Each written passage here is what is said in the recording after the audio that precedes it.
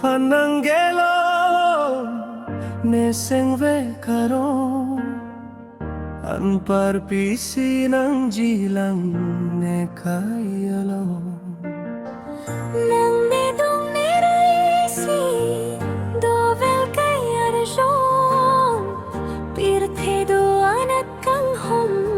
sine kelom nang pananggelo nesengve karo an parpisi ng jilang ne kayalo nang nedong neraisi dovel kayarjon pirthe do anak kang hom sine kelom Etang manayasam do helovin tame sarti ang deng sinang doji kai ke e prangkhe dabaloti kit kit kang kami kang honang phanne nang o kang ke nang panangalong ne sangve karon an parpisi ng jilang ne kayalom nang nedong neraisi dovel kayarjon pirthe do anak kang hom sine kelom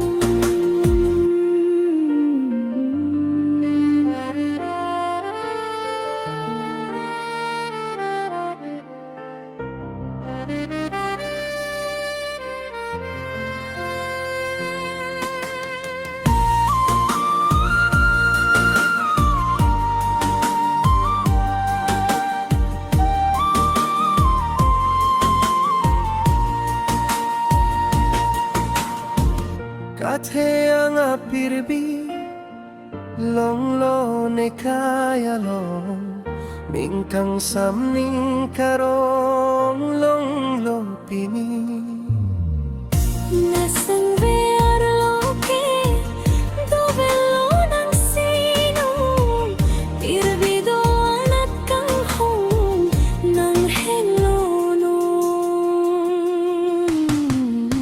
nang panang kelong ne sengve karon an parpisi ng jilang ne kayalom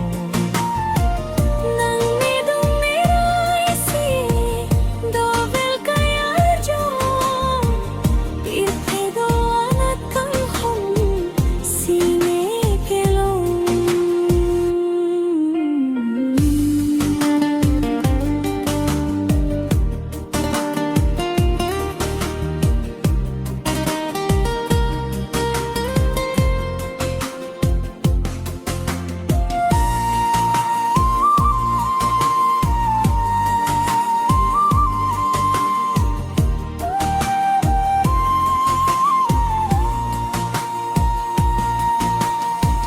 nang panang echete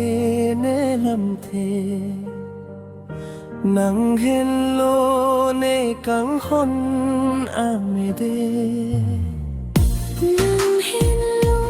ne kharjum ning pirthe nang hello ne kharchi ne kaide nang panang gelong ne sengve karon am parpisi